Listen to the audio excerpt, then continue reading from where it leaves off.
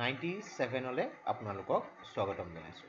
So আপোনালোকে যেহেতু জানে যে আমি ইণ্ডিয়ান পলিটি বাই এম লক্ষ্মীকান্ত এই কিতাপখন ডিছকাছ কৰি আছোঁ আৰু আজি আমি এই কিতাপখনৰ chapter number 20 central council of ministers এই চেপ্টাৰটো ডিছকাছ কৰিম আৰু এই চেপ্টাৰটোৰ আজি আমি পাৰ্ট 3 ডিছকাছ কৰিম। সো এতিয়ালৈকে যিমানবোৰ ভিডিঅ' আমি ডিছকাছ কৰিছোঁ সব ভিডিঅ'ৰ একচুৱেলি প্লেলিষ্ট বনাই মই ডেছক্ৰিপশ্যনত দি দিছোঁ। প্লিজ এইখিনি আপোনালোকে ফ'ল' কৰাই যাতে বহুত ধৰণৰ কনচেপশ্যন আপোনালোকৰ ক্লিয়াৰ হৈ যাব আৰু ইয়াৰ লগতে আপোনালোকে আগলৈ যেতিয়া আগবাঢ়ি গৈ থাকিম এইবোৰ এজ এ ৰেফাৰেঞ্চ ইউজ হ'ব, বহুতেই ইণ্টাৰেষ্টিং পাব ইণ্ডিয়ান পলিটি ছাবজেক্টটো শিকিবলৈ। চ' ভিডিঅ'টো ষ্টাৰ্ট কৰাৰ আগতে প্লিজ চেনেলটো ছাবস্ক্ৰাইব কৰি দিয়ক যাতে এনেকুৱা ধৰণৰ ইম্পৰ্টেণ্ট ভিডিঅ'ৰ ন'টিফিকেশ্যনবিলাক আপোনালোকে পাই থাকে। চ' আজি আমি এইটো ভিডিঅ'ত ৰেছপনচিবিলিটি অফ দ্য মিনিষ্টাৰ্ছ আৰু তাৰ লগতে আমাৰ যিটো কাউন্সিল অফ মিনিষ্টাৰ্ছৰ কম্পজিশ্যন কি হয় এইটো বিষয়ে ভালকৈ ডিছকাছ কৰিম। চ' আহকচোন আজিৰ যিটো chapter central council of ministers বা ইউনিয়ন কাউন্সিল অফ মিনিষ্টাৰ্ছ এইটো ষ্টাৰ্ট কৰোঁ। চ' আপোনালোকে যিহেতু জানে যে আমি চেপ্টাৰটোৰ ইম্পৰ্টেণ্ট পইণ্টবোৰ এনেকৈ লিখি লৈছোঁ আৰু প্ৰত্যেকটো পইণ্টৰ আমি চাব পইণ্টবিলাকো ডিটেইলছত ডিছকাছ কৰিম। চ' এই প্ৰচেছত ডিছকাছ কৰিলে কোনো ধৰণৰ আপোনালোকৰ কনফিউজন নাথাকে আৰু কিছুমান পইণ্ট যদি আপোনালোকৰ অলপ টানো লাগে সেইবিলাকৰ ওপৰত আপোনালোকে গম পাব যে কি ষ্ট্ৰেটেজি কেনেকৈ দিব লাগে, আপোনালোকে কিমান ইম্পৰ্টেঞ্চ দিব লাগে, বাৰু যিবোৰ সহজ আছে জাষ্ট ৰিভিজন কৰিলে হৈ গ'ল। এনেকুৱা হিচাপত আপোনালোকে নিজৰ প্ৰিপাৰেশ্যন কৰিব পাৰিব। চ' অলৰেডি আমি constitutional provisions, nature of the advice by ministers, appointment of the ministers, oath and salary of the ministers এইখিনি ডিছকাছ কৰিলোঁ। চ' আজি আমি ৰেছপনচিবিলিটি অফ দ্য মিনিষ্টাৰ্ছ আৰু ইয়াৰ লগতে composition of the council of ministers এইখিনি ভালকৈ discuss কৰিম।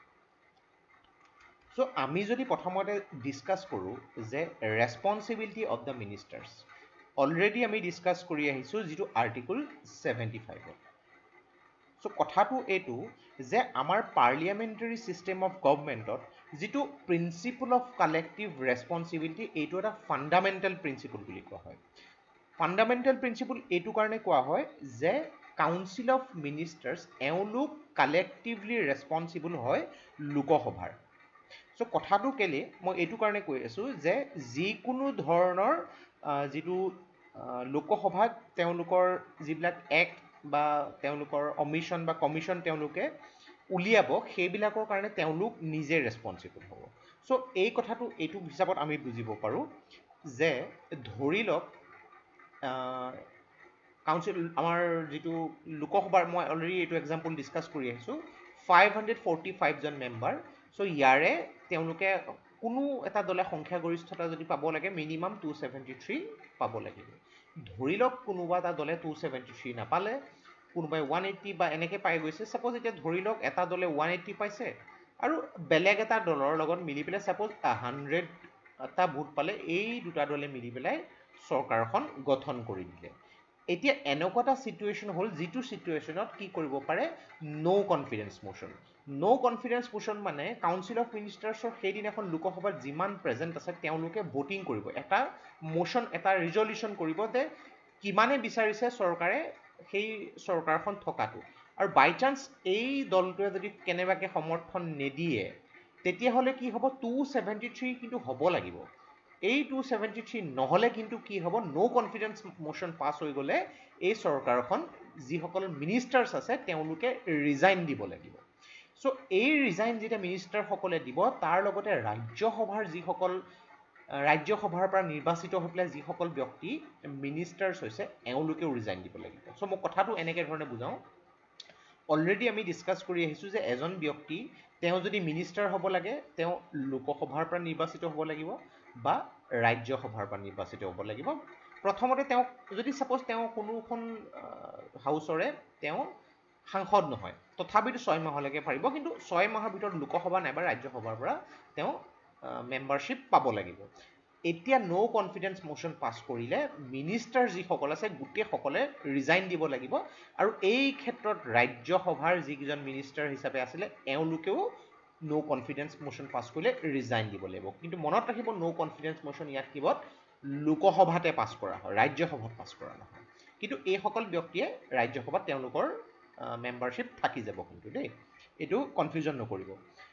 ইয়াৰ বাহিৰেও আৰু এটা প্ৰচেছ আছে যে কাউন্সিল অফ মিনিষ্টাৰ্ছে প্ৰেচিডেণ্টক নিজেই এডভাইচ কৰিব পাৰে যে তেওঁলোকৰ যিখিনি হাউচত ভিউজ আছে সেইখিনি ইলাবৰেটলি বা খিনি ডিটেইলছত আগবঢ়িব পৰা নাই চ' কাউন্সিল অফ মিনিষ্টাৰ্ছৰ যিখিনি তেওঁলোকৰ চৰকাৰখন আছে সেইখন ডিজল্ভ কৰি নতুনকৈ ফ্ৰেছ ইলেকশ্যন পাতিব লাগে এইটো প্ৰেচিডেণ্টক তেওঁলোকে ৰিকুৱেষ্ট কৰিব পাৰে এতিয়া কথাটো হৈছে প্ৰেচিডেণ্টে এইটো কোনো ধৰা বন্ধা নিয়ম নাই যে সেই কাউন্সিল অফ মিনিষ্টাৰ্ছৰ কথাখিনি তেওঁলোকে মানিব লাগিব বিকজ অলৰেডি ন' কনফিডেন্স মাছ কৰি দিয়াৰ পিছত সেই কাউন্সিল অফ মিনিষ্টাৰ্ছে যদি প্ৰেচিডেণ্টক ৰিকুৱেষ্ট কৰে প্ৰেচিডেণ্ট ৰেছপনচিবল নহয় যে তেওঁৰ কথা মানিবই লাগিব because already no' confidence motion pass কৰি দিয়াই হ'ল চ' বেলেগকৈ কোনো কথাই নাই ৰিজাইন দিবই লাগিব এতিয়া নেক্সট ইয়াত আৰু এটা কণ্ডিশ্যন দিছে আৰু এটা মানে পইণ্ট দিছে যিটো পইণ্টৰ আধাৰত আপুনি লিখিব পাৰে চাওক এইবিলাক বস্তু মেইন কথাখিনি কি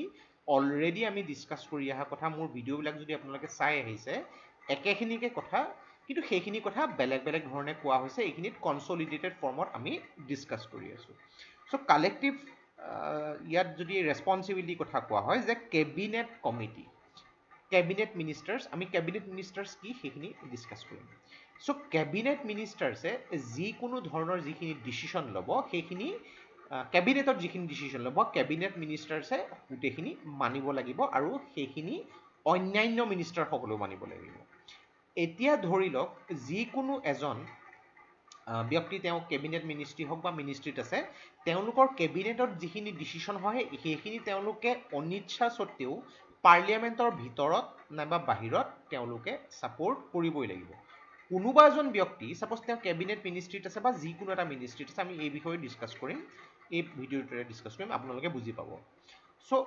তেওঁলোকে যদি ছাপ'জ কেবিনেটত ডিছকাশ্যন হোৱা কিবা এটা টপিক যিটো ডিচাইড কৰা হৈ গ'ল সেইটো মানা নাই তেওঁ ডিছএগ্ৰী কৰিছে তেনেহ'লে তেওঁ ৰিজাইন দিব লাগিব চ' ইয়াৰ এটা এক্সাম্পল যদি আমি চাবলৈ যাওঁ ডক্টৰ বি আৰ আম্বেদকাৰে তেখেতে 1953ত হিন্দু কোড বিল এটা কেবিনেটত ডিচাইড কৰা হৈছিলে তেওঁ সেইটোত সমৰ্থন জনোৱা নাছিলে গতিকে তেওঁ নিজেই ৰিজাইন দি দিছিলে নেক্সট এটা আমি যদি চাবলৈ যাওঁ C.D. দেশমুখ তেখেতেও যিটো policy of recognition of states এই ক্ষেত্ৰৰ তেওঁ সমৰ্থন জনাব বিচৰা নাই কাৰণে তেওঁ ৰিজাইন দি দিছিলে দেন আৰিফ মহম্মদ তেওঁ Muslim women protection of rights divorce act 1986ৰ হিচাপত কেবিনেট কমিটিৰ যিটো ডিচিশ্যনত তেওঁ সমৰ্থন জনোৱা নাছিলে গতিকে তেওঁ ৰেজিগনেশ্যন দি দিছে চ' এইখিনি হৈছে কালেক্টিভ ৰেছপনচিবিলিটিৰ গোটেইখিনি কথা নেক্সট আমি ডিছকাছ কৰিম ইণ্ডিভিজুৱেল ৰেছপনচিবিলিটি ইণ্ডিভিজুৱেল ৰেছপনচিবিলিটিৰ ক্ষেত্ৰত কি বুলি কোৱা হৈছে যে এজন ব্যক্তি তেওঁ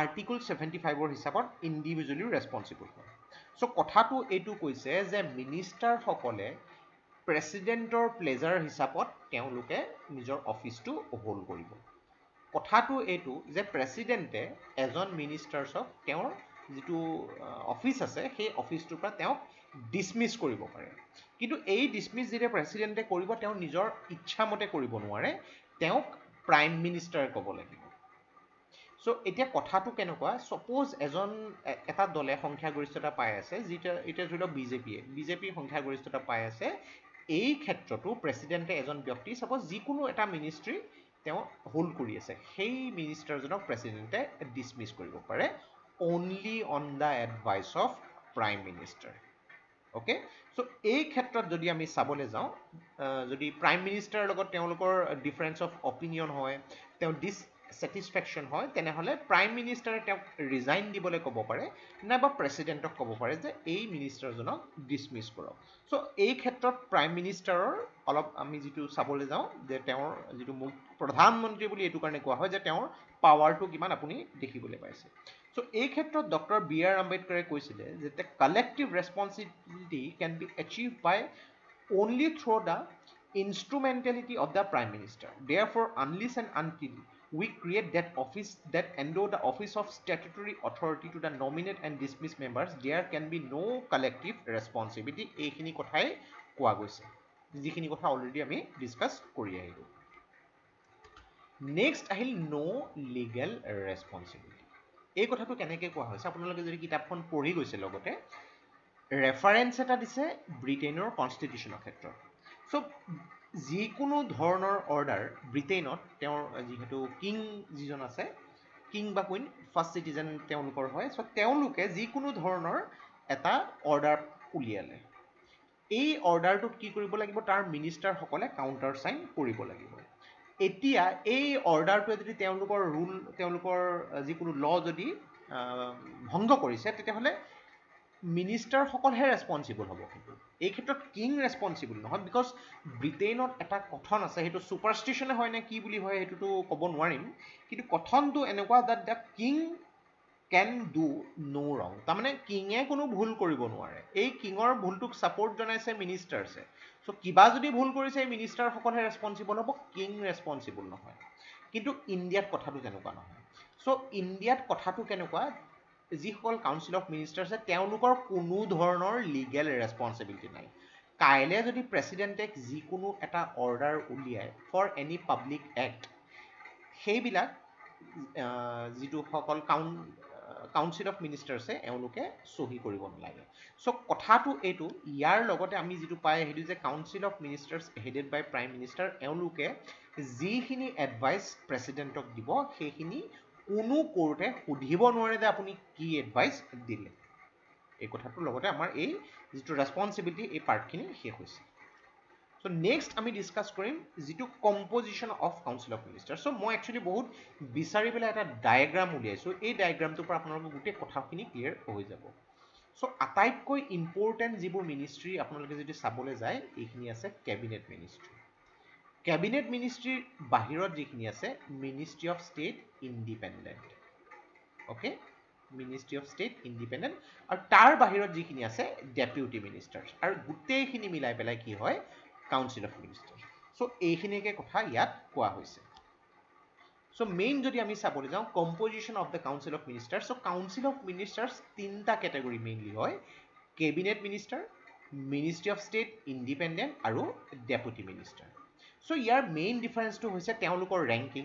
যিসকল কেবিনেট মিনিষ্ট্ৰীৰ ৰেংকিংটো ডেফিনেটলি ওপৰত থাকিব, তেওঁলোকৰ এমুলমেণ্টছখিনি ওপৰত থাকিব, পলিটিকেল ইম্পৰ্টেঞ্চখিনি ওপৰত থাকিব, আৰু এই টপ যিখিনি মিনিষ্ট্ৰী আছে তাত প্ৰাইম মিনিষ্টাৰ থাকিব, যাক supreme governing authority of the country হিচাপে কোৱা হয়। কিয় কোৱা হয় আমি এইটো ডিছকাছ কৰিম, যে কেবিনেট মিনিষ্ট্ৰীয়ে মেইনলি যিখিনি চেণ্ট্ৰেল গভৰ্ণমেণ্টৰ ইম্পৰ্টেণ্ট মিনিষ্ট্ৰী আছে যেনেকৈ home, defence, finance, external affairs, এইবিলাক যিবিলাক আছে আপোনালোকে উইকিপিডিয়াৰ যিটো একদম লেটেষ্ট লিংক যিটো চাব পাৰে, আপ টু ডেট লিংকটো তাত পাই যাব কোনখিনি কেবিনেট মিনিষ্ট্ৰী আছে। চ' ইয়াত কথাটো এইটো যে ইয়াত তেওঁলোকে কেবিনেট মিটিঙত তেওঁলোকে এটা ইম্পৰ্টেণ্ট ৰোল প্লে কৰে যিকোনো ধৰণৰ দেশৰ পলিটিকেল ডিচিশ্যনবিলাক ল'বৰ কাৰণে, আৰু সেইকাৰণে এই ৰেছপনচিবিলিটিবিলাক কি হয় চেণ্ট্ৰেল গভৰ্ণমেণ্টৰ লগত ৰেছপনচিবল। সেইটো হৈছে কেবিনেট মিনিষ্ট্ৰী। নেক্সট যিটো আহিম মিনিষ্ট্ৰী অফ ষ্টেট, মই একদম সহজ ভাষাত বুজাই আছোঁ। কিছুমান এনেকুৱা মিনিষ্ট্ৰী আছে যেনেকৈ ministry of statistics and programme implementation যিটো মস্পাই বুলি কোৱা হয়, মিনিষ্ট্ৰী অফ আৰ্থ ছায়েন্সেছ, এনেকুৱা ধৰণৰ যিবোৰ সৰু সৰু মিনিষ্ট্ৰী বুলি ক'ব পাৰোঁ, মিনিষ্ট্ৰী অফ আয়ুষ বুলি যিটো আমি ক'ব পাৰোঁ, এইবিলাক সৰু সৰু মিনিষ্ট্ৰীত কি হ'ব, মিনিষ্ট্ৰীটো সৰু, এইবিলাকত বহুত ডাঙৰ ডাঙৰ ডিপাৰ্টমেণ্ট নাই। চ' ইয়াত যিসকল মিনিষ্টাৰ হ'ব এওঁলোকক মিনিষ্টাৰ্ছ অফ ষ্টেট বুলি কোৱা হয়। চ' এইটো বুলি কোৱা হৈছে যিকোনো ধৰণৰ এটাচমেণ্ট তেওঁলোকৰ যিকোনো ধৰণৰ ডিপাৰ্টমেণ্ট আছে সেইবিলাক কেবিনেট মিনিষ্ট্ৰীৰ পৰা অলপ বেলেগ হ'ব। এতিয়া কথাটো হৈছে এই ক্ষেত্ৰত কি হয় তেওঁলোকে কেবিনেট মিনিষ্ট্ৰীৰ যিখিনি ডিচিশ্যন আছে সেইখিনি মানি চলিব লাগিব। এইটোক ইণ্ডিপেণ্ডেণ্ট চাৰ্জ এইটো কাৰণে কোৱা হৈছে যে তেওঁলোকে কেবিনেট মিনিষ্টাৰসকলৰ ধৰণেও একেধৰণৰে কাম কৰিব, কিন্তু কথাটো কি তেওঁলোকে কেবিনেট মিনিষ্ট্ৰীৰ যিখিনি মিটিং আছে সেইবিলাকত তেওঁলোকে পাৰ্টিচিপেট নকৰে। নেক্সট আছে ডেপুটি মিনিষ্টাৰ্ছ। ডেপুটি মিনিষ্টাৰ্ছক কেতিয়াবা মিনিষ্ট্ৰী অফ ষ্টেট বুলিও কোৱা হয়। চাওক মিনিষ্ট্ৰী অফ ষ্টেট ইণ্ডিপেণ্ডেণ্ট আৰু মিনিষ্ট্ৰী অফ ষ্টেট দুইটা বেলেগ হয়, কনফিউজন নহ'ব তাত। ডেপুটি শব্দটোৰ অৰ্থ হৈছে যে কাৰোবাৰ ডেপুটি। এতিয়া কথাটো কেনেকুৱা যে মিনিষ্ট্ৰী অফ ফাইনেন্সত যদি আপুনি চাবলৈ যায় বহুত ধৰণৰ ডিপাৰ্টমেণ্ট থাকে, এই ডিপাৰ্টমেণ্টৰবিলাক একেবাৰে ওপৰত আছে ফাইনেন্স মিনিষ্টাৰ, আৰু ইয়াৰ ডেপুটি মানে এই ব্যক্তিজনৰ ডেপুটি হিচাপে যিখিনি থাকিব সেইখিনি ডেপুটি মিনিষ্টাৰ বা মিনিষ্ট্ৰী অফ ষ্টেট। চ' এইটো বুলি কোৱা হৈছে যে তেওঁলোকক কোনো ইণ্ডিপেণ্ডেণ্ট চাৰ্জ দিয়া হোৱা নাই। কিন্তু মিনিষ্ট্ৰী অফ ষ্টেট ইণ্ডিপেণ্ডেণ্টক যেনেকুৱা ইণ্ডিপেণ্ডেণ্ট চাৰ্জ দিয়া হৈছে যে এই ডেপুটি মিনিষ্টাৰ বা মিনিষ্ট্ৰী অফ ষ্টেটক কোনো ইণ্ডিপেণ্ডেণ্ট চাৰ্জ দিয়া হোৱা নাই, এওঁলোকে তেওঁলোকৰ যিজন মেইন মিনিষ্টাৰ হয় এওঁলোকৰ যিখিনি ডেপুটি হিচাপে কাম কৰিব, তেওঁলোকৰ যিখিনি কথা আছে সেইখিনি মানিব, ইয়াত যিখিনি এডমিনিষ্ট্ৰেটিভ পলিটিকেল বা পাৰ্লিয়ামেণ্টাৰী ডিউটিজ আছে সেইখিনি পালন কৰিব, আৰু তেওঁলোকে কোনো ধৰণৰ কেবিনেট বা কেবিনেট মিটিংছত এটেণ্ড নকৰে। সো এই ক্ষেত্ৰত আপোনালোকে আৰু এটা বস্তু চাব, কথাখিনি একদম চিম্পুল যদি সাধাৰণভাৱে লয়, কিন্তু কি হ'ব বৰ বেছি কমপ্লিকেটেড ৱেত যদি আপোনালোকে কিতাপখনকে পঢ়ি থাকিবলৈ লয় কনফিউজন হৈ যায় বহুত। গতিকে এইবিলাক বস্তু যদি অকণমান মই আপোনাক এটাই ক'ম যে মোৰো একচুৱেলি প্ৰথমতে বুজোতে বৰ কনফিউজন লাগিছিলে। উইকিপিডিয়াৰ যিটো পেজ আছে সেই পেজটো মই ইয়াত দেখুৱাবলৈ বিচৰা নাই, অলপ মানে তেওঁলোকৰ কপিৰাইটৰ এনেকুৱা প্ৰব্লেম থাকিব পাৰে। আপোনালোকে নিজে গুগলত টাইপ কৰি পেলাই council of ministers in India Wikipedia পেজটোত চালে গোটেইখিনি কথা ভালকৈ বুজি পাই যাব। চ' ইয়াত আৰু এটা কথা কোৱা হৈছে যে ইয়াৰ বাহিৰেও পাৰ্লিয়ামেণ্টাৰী ছেক্ৰেটাৰিজ বুলিও এটা মিনিষ্ট্ৰীৰ কথা কোৱা হৈছে আমাৰ কাউন্সিল অফ মিনিষ্টাৰ্ছত। চ' তেওঁলোকক লাষ্ট কেটেগৰী অফ মিনিষ্টাৰ্ছ বুলি কোৱা হয়, য'ত তেওঁলোকৰ কোনো আণ্ডাৰ ডিপাৰ্টমেণ্ট নাথাকে। তেওঁলোকে কি কৰিব, তেওঁলোকে যিসকল ছিনিয়ৰ মিনিষ্টাৰ আছে তেওঁলোকক এছিষ্ট কৰিব বা তেওঁলোকৰ যিখিনি পাৰ্লিয়ামেণ্টাৰী ডিউটিছ আছে সেইখিনিত সহায় কৰিব। কিন্তু কথাটো কি 1967ৰ পিছত কোনো ধৰণৰ পাৰ্লিয়ামেণ্টাৰী ছেক্ৰেটাৰিজৰ এপইণ্ট কৰা হোৱা নাছিলে। প্ৰথম ফেজটো যদি আমি চাবলৈ যাওঁ ৰাজীৱ গান্ধীৰ সময়ত অলপ কৰা হৈছিলে যদি পিছত সেইটো কৰা হোৱা নাছিলে।